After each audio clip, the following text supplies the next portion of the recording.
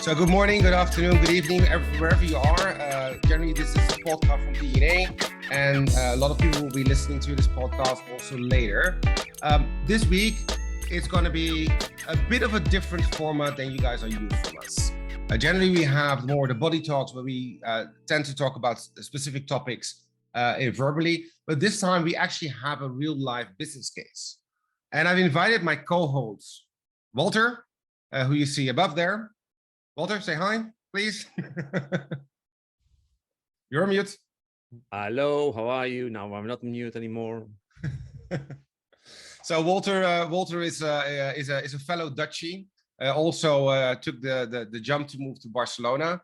We met some time ago through one of the Dutch events, and we got chatting actually on change, transformation, M&A, how to make businesses profitable. And all that really cool stuff, which is basically cool for me and Walter. Of course, we are nerds in that perspective, really nerds in change transformation. So when we started talking about the topic about looking at how do you make a business profitable, Walt came up in the air with the idea of just to push out a business case. And I hope you guys have read the business case, but if not, don't worry.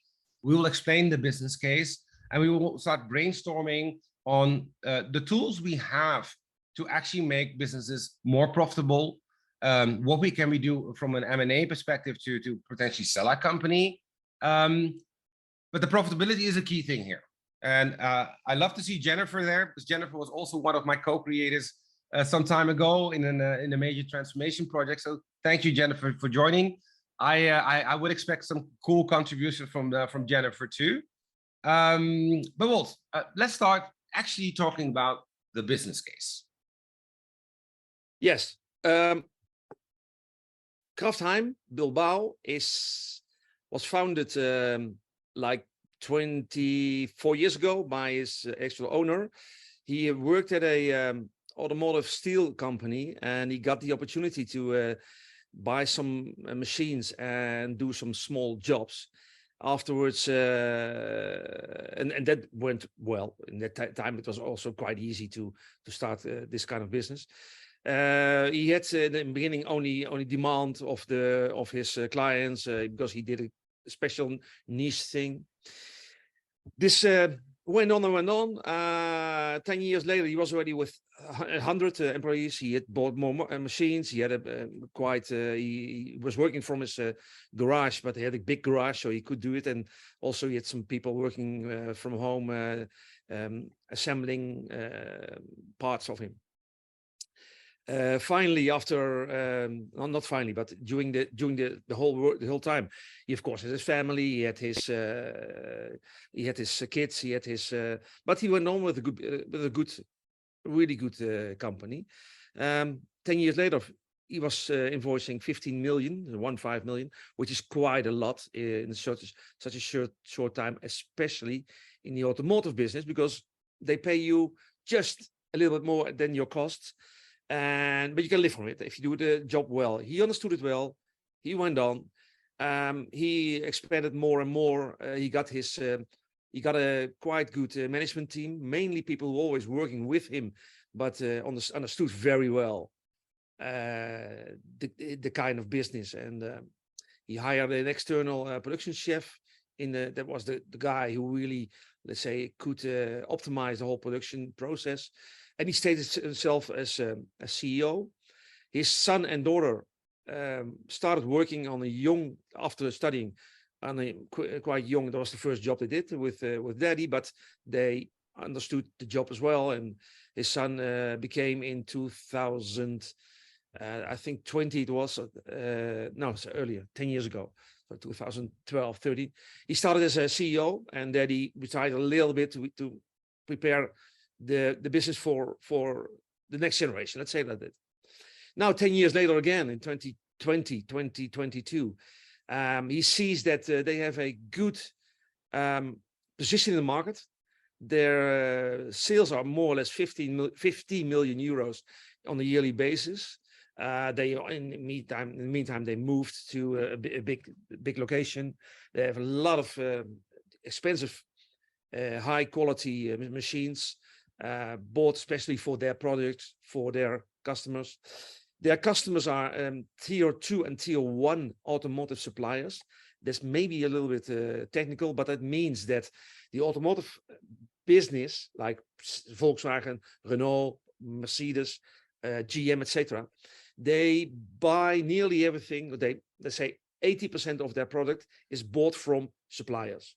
And those suppliers is the first supplier who let's say the seats, for example, there's the car seats, they are supplied by a multinational who only makes seats for cars. And that's the tier 1. The tier 2 are his suppliers. So let's say the leather or the plastic or the whatever, the frames are supplied from a tier 2 to a tier 1. And this is so that's the technical thing of this. So he supplies, so Kraftheim supplies as a tier 2 to tier 1. He does it well. He has a good, very good situation. Nothing to worry about, really. Of course, in automotive, it's a tough world. You have to negotiate every year your prices. You are depending on raw material prices, a lot of steel, a lot of plastics, a lot of technology. But that's recognized by the brands. So that's nothing. If your plastic cost rises, what it has done in the last years by 50%, your clients understand that and pay you this. So you don't have to eat, as they say in Spanish, these losses. On the other hand, you have to be very profitable and very qualitative high, because you cannot just, if you send 1 million parts for a million cars, really the million has to be 100% usable. It's a tough world. In this case, I took the example of a car seat. You cannot have a hole in the seat, for example. Somebody buys a car, expects always to be 100% correct and of the highest quality. But Kraftheim is there, and they're doing well. So Mr. Bask, I won't mention his name because, well, you can find him on the internet. But so the founder, he's happy, and he's becoming a little bit older as well, and thinking of the future of his family, his business, but also the workers, his employees. And also, listen, the next generation will do well, but you never know, and you never know how the market is going. So he's talking to other, let's say, managers and owners in the business. He's talking to the big brands, showing that the company is well and asking for advice what to do.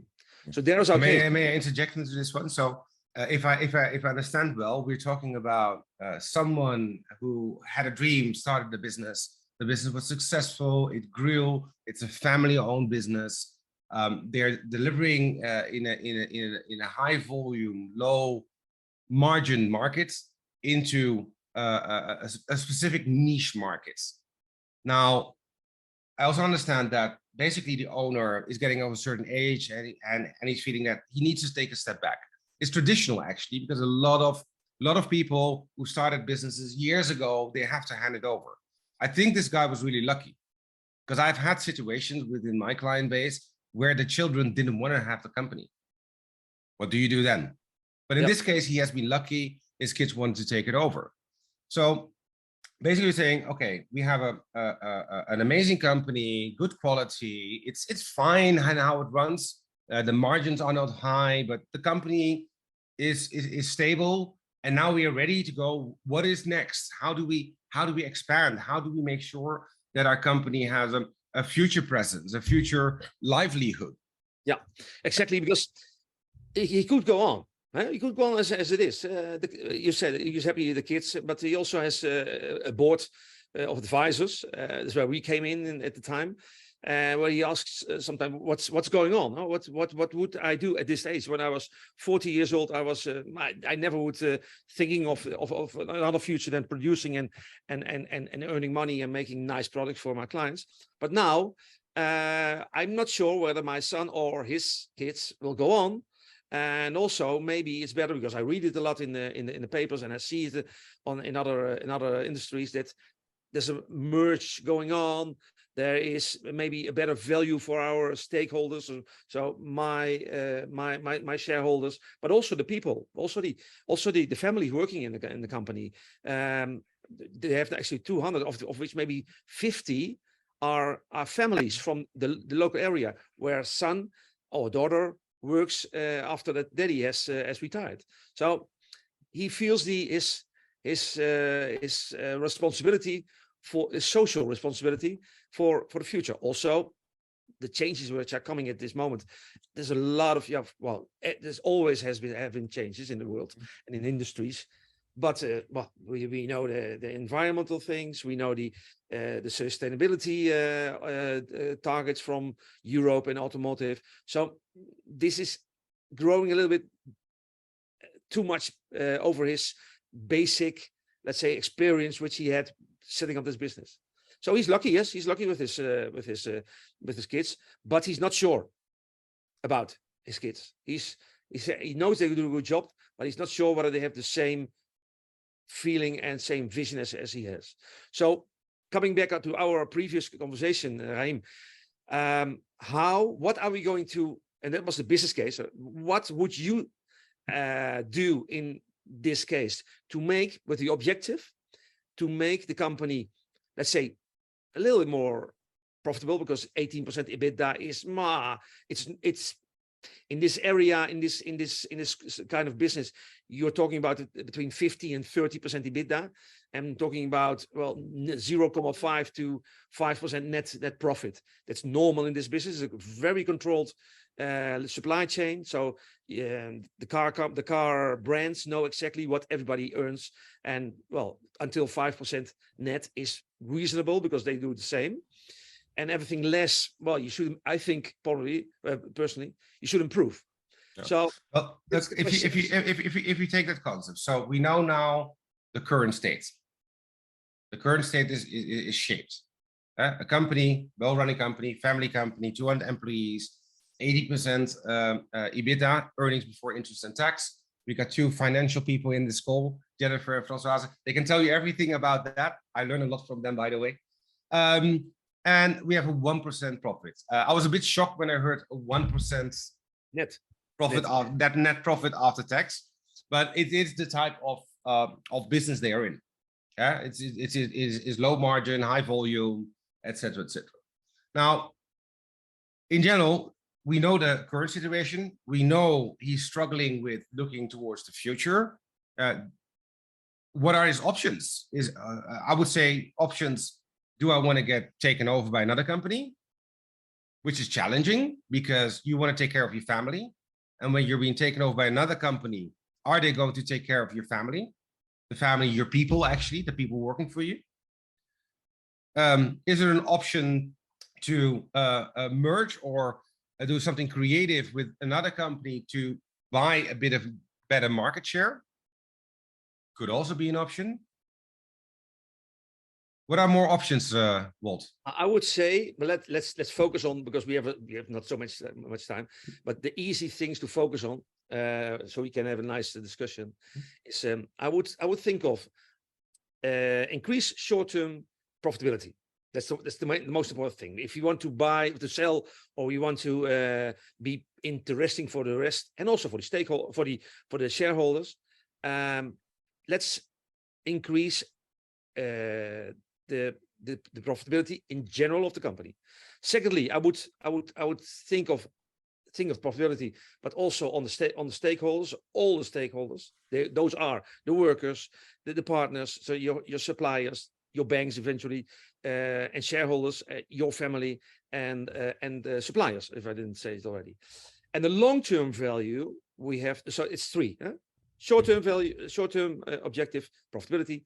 Middle term is a internal objective towards the stakeholders, all the stakeholders involved in our company. And the third is long-term value for your workforce, for your maybe interested company to buy you, and where and with who we could merge. So let's talk about the short term. We had a conversation yesterday and this morning around the short term. If I look at the 18%, it's not very interesting for an equity to buy. They want to have a road to green, I call it. You're 80%, but is there an opportunity to make it 24, 30, maybe 40%? On the short term, what can we do? Well, I'll give you some things to discuss about it. This company has grown from nothing to what it is today. So when you start, you need first, of course, your product and your production and your client. That's the most important things. You have someone who makes it and someone who buys it. And around that, during the path to be what he is today, with 200 people working, several departments, a good hierarchical structure. They have administrations, they have logistics, they have accountancy, financial accountancy. They have a lawyer for the difficult contracts and also claims, because sometimes they are, of course, and also for the workforce to help them with technical legal issues. They have IT. Everything all has to work with, and IT nowadays is a lot of people. If I tell you, let me have a look. No, I have not on the screen here, but more or less from the 200, I would say 45 people are working in accounting, HR, administration, legal, and IT. So that's, you're basically saying we have 160 people keeping the lights on, producing, doing the work, what you actually sell in the market. And then you have the remaining people, which are non-core, supporting the business in everything else. And you're basically saying that's where we can start turning the numbers. Fine tuning. For example, nowadays, payroll. Payroll is a thing which is very specific and changing every day. Not only in this country, but in the whole world. And that means you need people, at least 2-3 people, who do the payroll accountancy every month, because you have the extra hours, you have the illness, you have the absence, you have a bonus to pay if the etc. etc. So there's a lot of work to do. But nowadays we have also companies who do this at a fixed rate per employee at a much less cost than you have internally. So I would watch that. IT.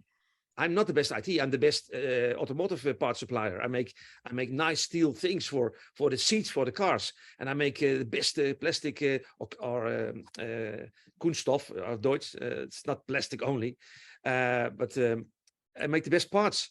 But I am not a computer scientist, or I make not the best cables for the connections, etc. Therefore, you have specialists. So why don't you go and hire a specialist instead of having 5 people working day on, day off with all the problems you have? And although and those are also functions in the company you cannot measure. You can measure an employee who's screwing every day 5 parts together, and if he does 6, he's 20% increase.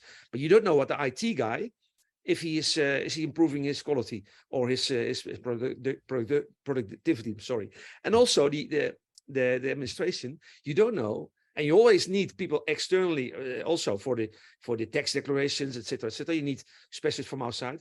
Why don't we say? And we did it, by the way, with Kraftheim.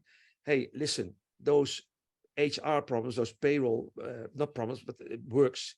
Let them do by specialists. There's a lot of competition who offers you to do this, and the cost is variable, first of all.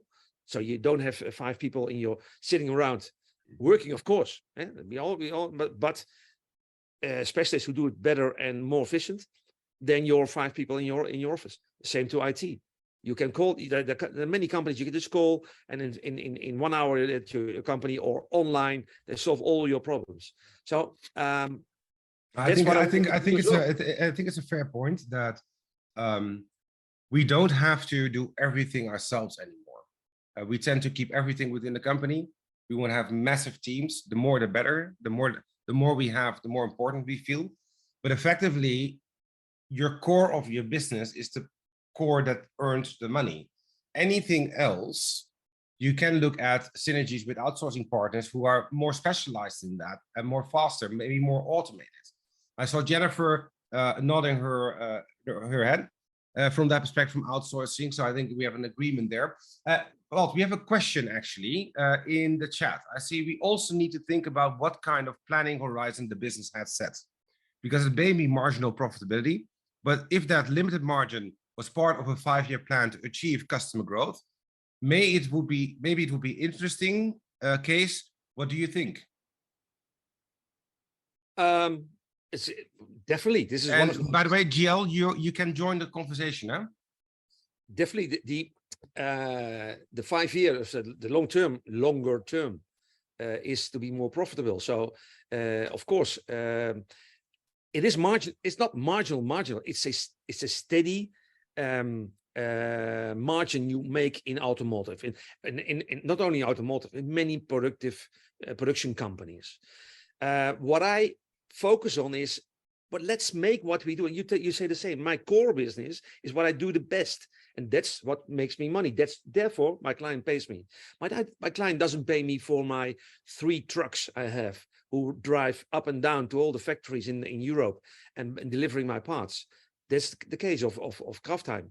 They have 3 trucks, 4 drivers, who constantly are driving a car with full or empty or half empty to the factories. Why don't you? This was, by the way, this was necessary at the beginning. So the first driver still is there. Was a young guy. He was working in production. He liked to drive. They bought a truck, etc. And that's a normal, let's say, evolution of the company. But now we are somewhere that we have 3 trucks, and not all are always busy, and not always full. We have perfect logistical suppliers who do that much more better, smoother, and professional than we do. So that's one of the things, GL. I completely agree. Growth, wait, I'm talking about profitability still, not talking about the growth of sales. It's something else. We can in some minutes think of that and have the example of Kraftheim, what they did to grow sales in a quick way. But so we're now talking about the supply chain, the internal costs they have, and the core business. So we are going to focus on the core business, and we are going to try what's non-core to do it smoother, better, and done by specialists like I am a specialist in my core business. So then look at the midterm. The midterm, you mentioned, we have to look at our people. We have to look at empowerment. We had a conversation this morning. What are the tips, the main tips you could share with the audience on how to resolve the midterm strategy? And it taps in, George, into your 3 to 5 year plan. You have your short term, what do I do now? And then you have your midterm, what can I do now to make it better? What do I have to do in the midterm, and where I have to work towards in the longer term to actually get to the point? In this case, he wants to find a partner who can buy his company or another kind of expansion. Midterm. I'm going to make it very easy. I take these glasses, reading glasses. Yeah, let's say that's the product of the glasses are the product of Kraftheim. Yeah, they sent. It's hypothetically, of course. They sent the glasses. They make the glasses the best. They are the best glasses. They make the glasses. Send it to the final brand who sells them, and the brand they receive from another supplier. Those these what is it?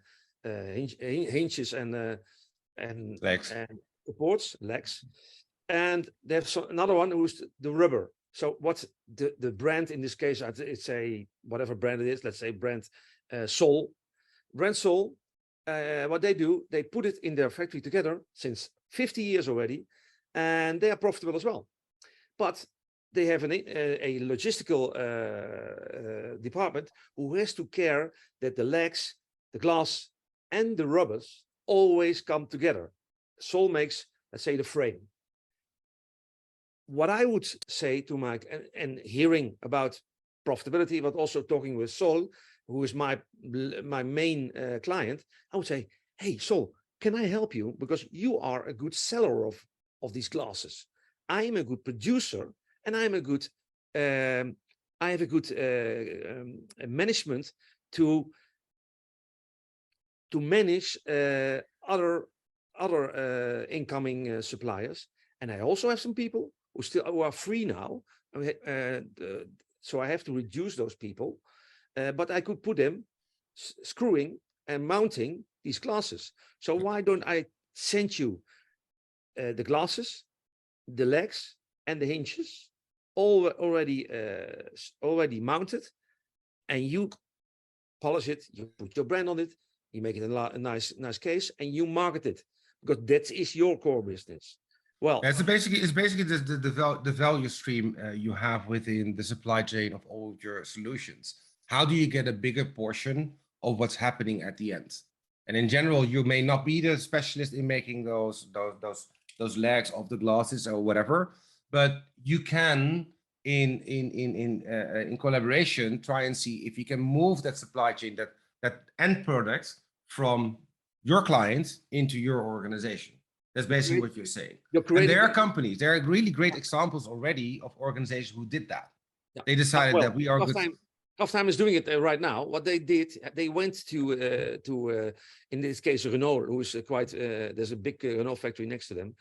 And Renault had some problems with other suppliers of the same seats as the seat assembly as Kraftheim made. So Kraftheim said to Renault, said, hey, listen, why don't you send, instead of letting the other parts for the seats, which I don't make, to me, I will pre-assemble them, put them in just in time, in order as you like, and my company serves them with an external logistic new partner I have, which is very reliable because you know him already. And so I can I invoice you only the assembly costs. And in this case, in the last year, they made an increase of 8 million euros only by assembling parts from others. And that is the way they will George, I think it is, they will increase their long-term strategy. So becoming more important for the final customer, and taking basically we're now covering 2 and 3, yeah, the long-term strategy at the same time. Yeah, but taking out problems of the clients, the final client's hands, who wants to make his core business, and he doesn't need to care about, or he shouldn't be caring about, if the 3 providers of these things we just said before, if they exactly arrive on time for their just-in-time production. So I'll do that for him, and he only has to tell me when he wants the products. So less care, more responsibility for me, but even more important, more sales. So we have been talking basically about an industry practice of an automotive service provider, not even service provider, actually a production facility. I want to take that same thing basically on the service industry, because Elske? Yes, Elske. Yeah, you're from the service industry? Yeah, I'm a real estate agency. Oh, okay, cool. So when I look at my clients, because I come at a different sector, I'm mainly on the edge of IT and business transformation. I generally help organizations which are IT organizations, are corporates, which are mainly delivering services or a technical capability. Those are the companies I generally work for.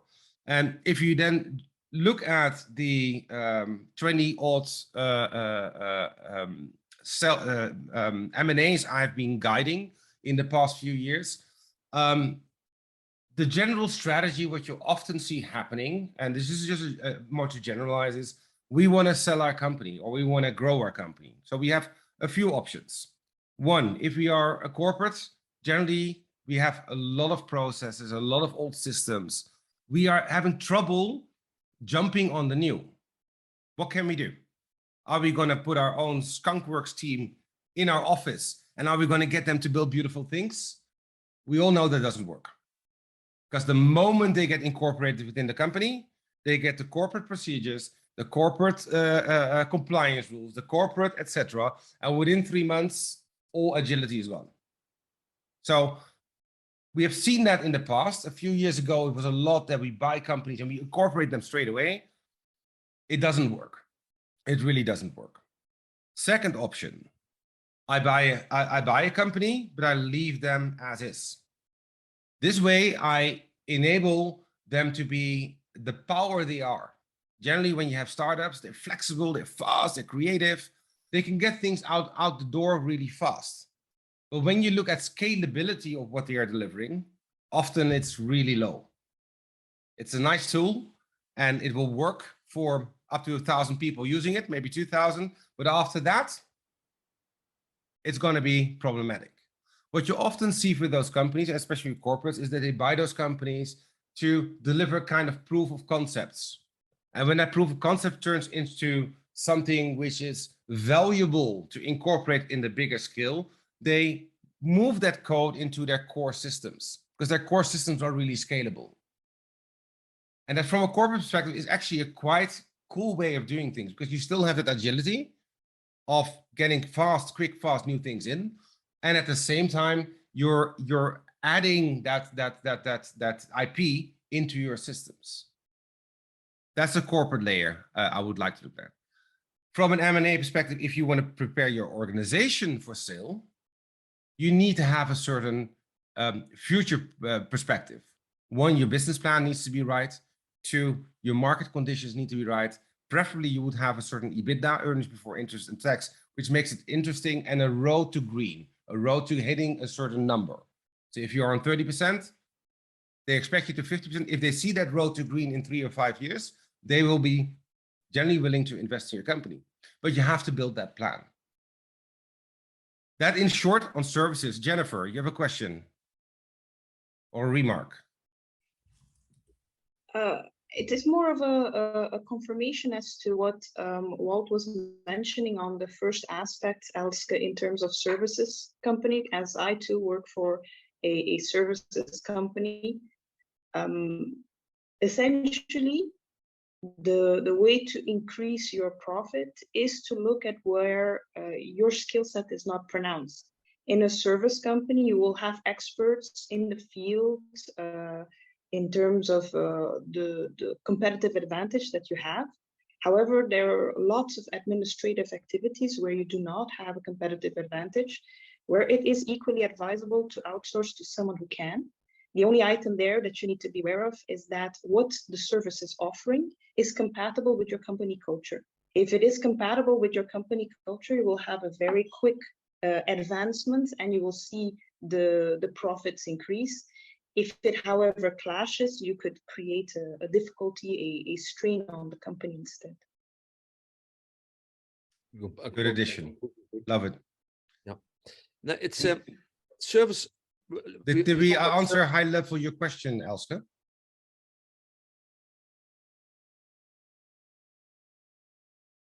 You're on mute? Sorry. Yes, well, I'm a little bit cheating. Before I used to do real estate, I used to be in the M&A business, so I was not expecting so much on M&A today. So I'm quite familiar with these topics. What I want to remark there is that you have a company, and company sells something. The way you may live in this even in this world is because you have something somebody pays for, whether it's a service or it's a product. It is a product. Finally, it's something tangible or a service, a legal. Let's say if you are a lawyer, you sell your legal services, etc. So there's not too much difference to what we're talking today about it, to deliver profitability, to make yourself more profitability. And one other thing is also, so we talked about outsourcing and take away, let's say, the fat of the bones. Sometimes they say as well, but it's not, I don't like that expression, because I think we already know that how we have to be as lean as possible, we have to make this bottle of water as cheap as possible with the best products, but and the best price for it, etc. We know that. That's also our core business, to do our core business the best way we can, and we make money.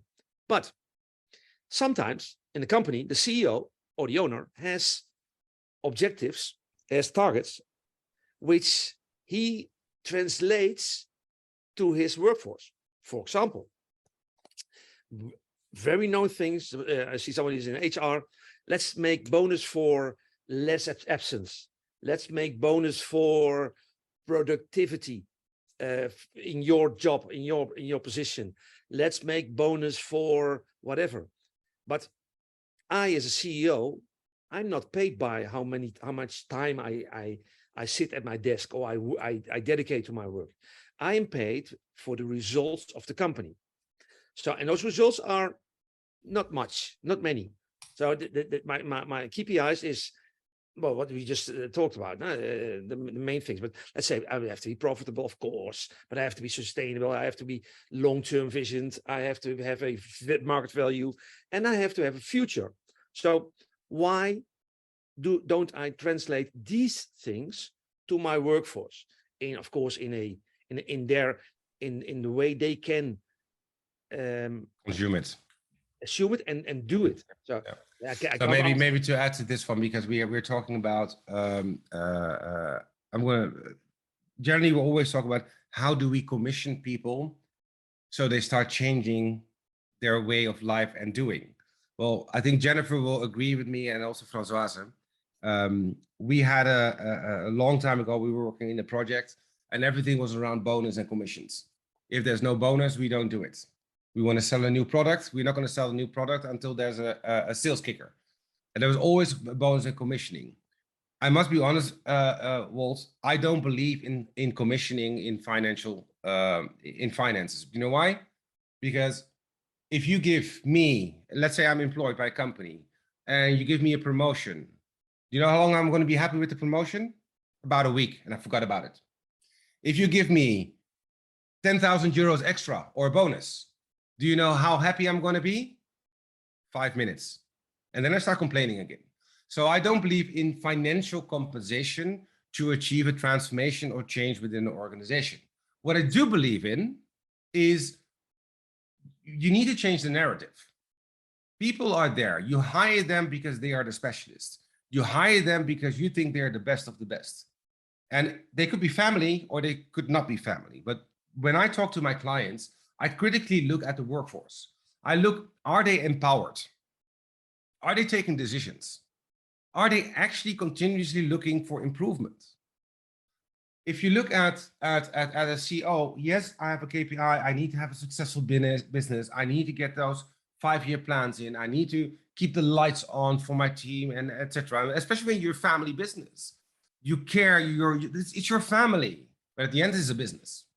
So I believe that the only way for a company to go through a change of direction and actually become lean, actually accept that you go for outsourcing, actually accept that you're putting changes in the organization, but also actually provide that information, is by changing the narrative within the organization. And commission structures are great. You have to have them. There's no sales going to work for you if they don't get 30% commission. And we all know a sales stays 3 years. First years, you try to make them successful. If they're not, you kick them out. 2 years, hey, they're highly successful. 3 years, generally they leave because they get a better offer. That's basically a normal sales cycle, at least in the services industry. I don't know if it's in the automotive, but in the service industry, that's always the case.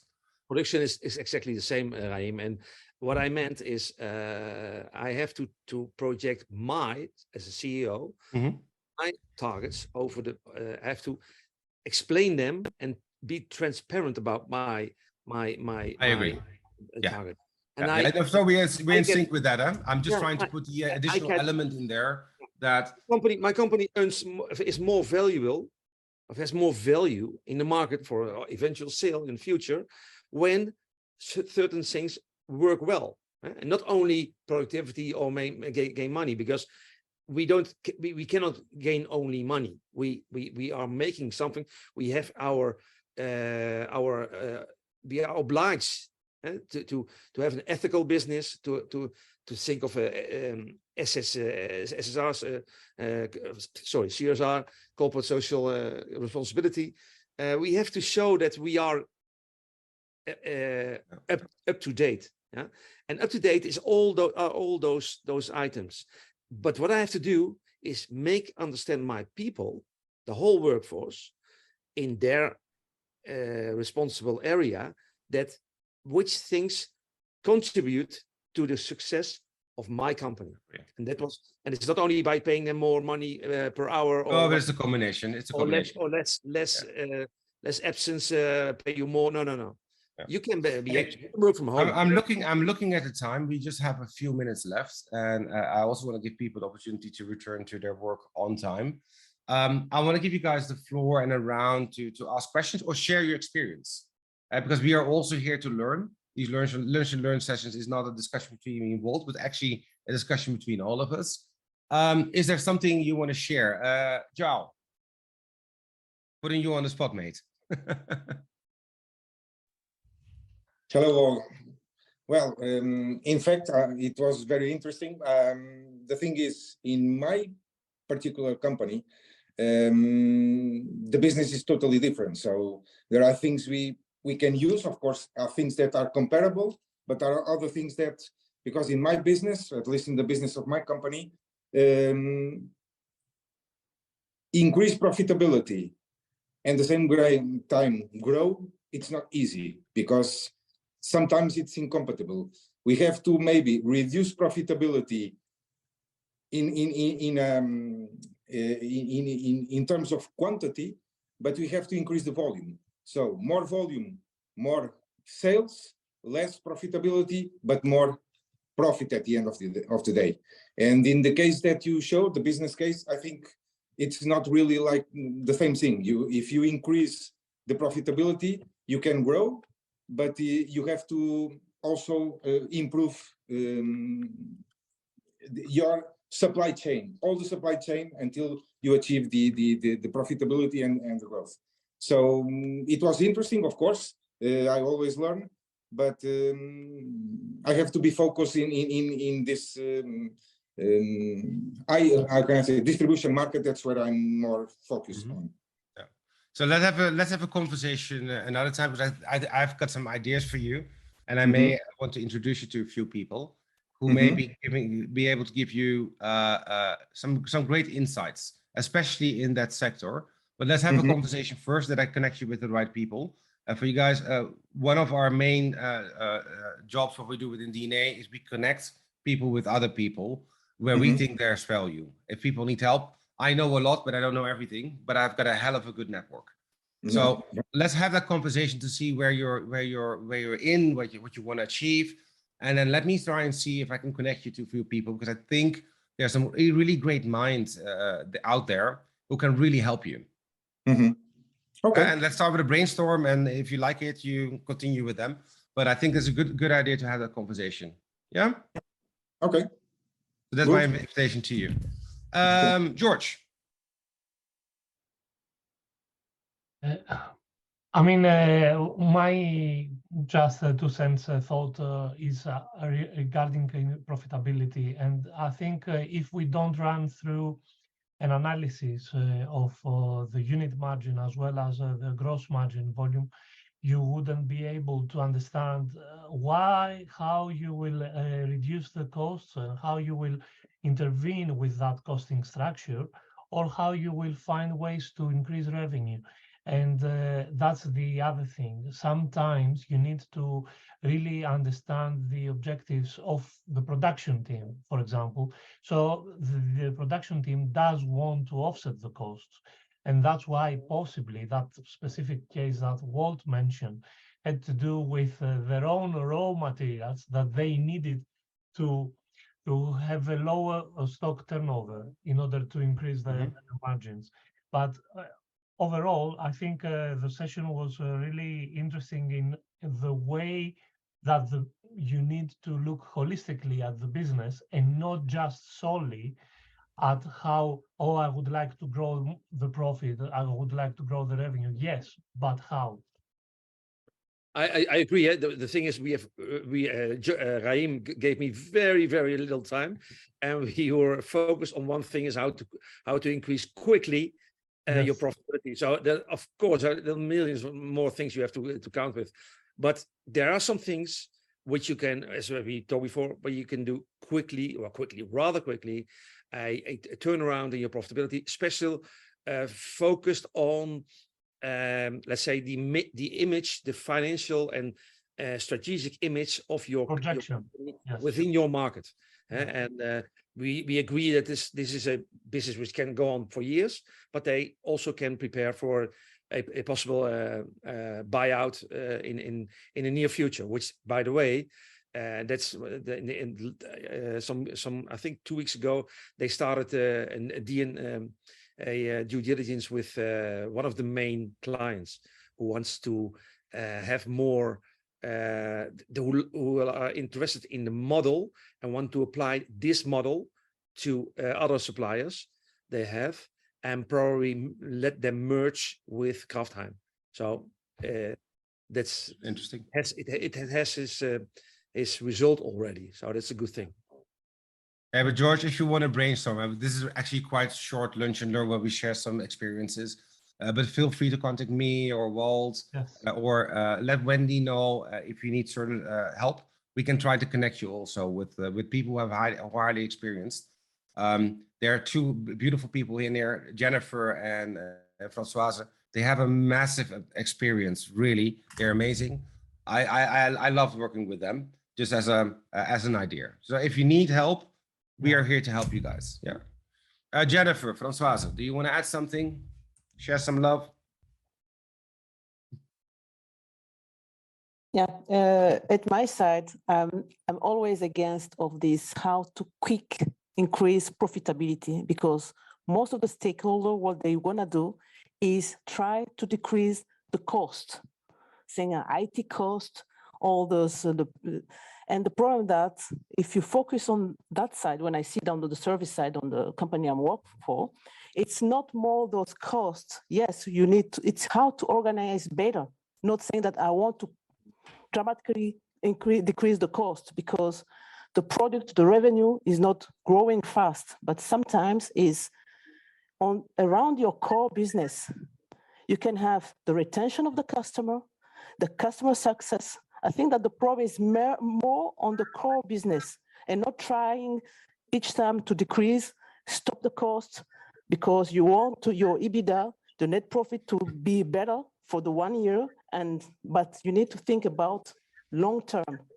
The quickest is not most of the time the best one, because you want to do that every year by decreasing your cost. It's always a challenge when you're being owned by private equity. They invest in the company for just 3 or 4 years. They want to get a return. Exactly. And we have experienced that in an earlier project. It was all about cost. How do we decrease cost?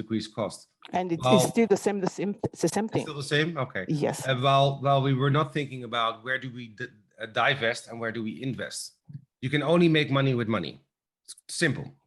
You need money to make more money. If you don't have money to make more money, you don't grow. So it's a vicious circle you're in. If you always in service company, the biggest cash out is staff. Simple, it's staff. You have laptops and you have staff and you have a building.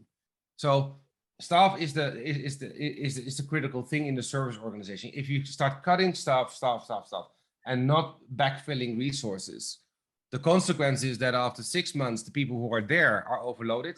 After 12 months, you'll see the first sick leaves, and it's a vicious circle you get in. It's a continuous vicious. So I agree with you. It's not always about the cutting cost. It's about making clear choices in where you invest and where you divest. That's true. And that comes back to the core of your organization. So thanks for this contribution. Jennifer. Well, I would opt to nuance that remark in the sense that I think, going back to Kraftheim, the daughter would be assisted should she be able to make a comparative bridge. financially speaking. What does that mean? It is a typical tool that consultants use when trying to get a company out of crisis, but it can be used at any point in time, where you benchmark your different levels of service vis-a-vis a peer, right? How is the peer in the market doing? Why is that person making more margin? Why is that EBITDA so much higher? And then comparing to your competitive advantage, saying, okay, we are on quality, but what are the elements that we could like optimize in order to gain that more extra margin? That is a financial bridge that is easily made if you purchase the data or you acquire the data. Like Françoise says, it's all about the correct decision based on the correct quality data that you make. Yeah. So can we make a quick turnaround? Yeah, relatively. But towards Françoise's comment, it needs to be sustainable as well. If you make too sharp a cut that you can't sustain over 3 years, you'll do more damage than anything good. I think in terms of what we've learned so far, George, I do agree with you. Production is key here. How much inventory will he keep? Is that his problem, his cost generator? Is he stocking too much? What I think wanted to learn more about, Rahim and Walt, is in this day and age of automotive, where the next automotive is the cell phone on wheels, what is the future of this particular guy? Is what he's producing still a component towards that mobility aspect? Or does he really need to consider that the future for his kids is an acquisition because the core of their business is no longer there? Well, this let me answer that. Both Jennifer and the previous speaker, although all the comments are thinking the same way. If we focus this on a business case, where I started telling, focus on the core business, whether it's service or it's a product. This doesn't mean cutting cost. No, it means focus on your where you're being paid for. So things which you are not being paid for, like IT, I said, or HR, or whatever administration things which are not making money for you, but only are, let's say, cost centers. Make them more, make them seamless. Make them use the best in the market. Look what others are doing. That's what I like this. Of course, benchmark all the time. But if I use an external payroll company, I will use the payroll company whose core business is making payrolls on the best way, the best competitive way, etc. So it's not of cutting costs. No, it is focus on your core business, sell better, make a better product, be your client more happy, and comprehend. So understand what he needs from you or the market. So the sidestep from Kraftheim to an assembly, which was done before by his client, is expanding his core business, nothing else. And also reducing the non-core business of his client. So I'm not talking about cutting costs. I'm talking about focus on core business. And I'm going to end, Rahim, I see you getting nervous.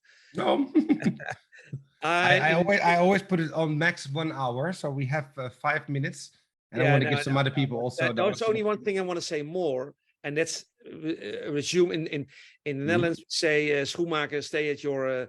Schoenmaker blijven. Yeah, so focus. So if you are a shoemaker, make shoes. Don't polish shoes, or don't try to sell whatever socks. No. You make good shoes, stay there, and make them better, bigger, more profitable, etc. But make shoes. Good one. Answer your question, Jen? Elske? Anna?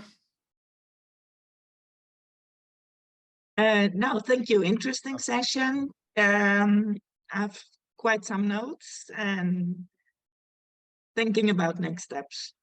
Thank you both. No worries. And if you need help, feel free to contact us. Guys, ladies, thank you so much for joining. I think you guys actually made this session amazing. all your questions, your contributions. This is actually how we want to see a Lunch and Learn progress. So really thank you guys for joining. Again, if you guys need help, if you guys want to get connected, just let me know, contact Randy, myself. You got Walt's details. I will be happy to support you guys moving forward. I'm going to wish you a lovely, lovely weekend. Enjoy.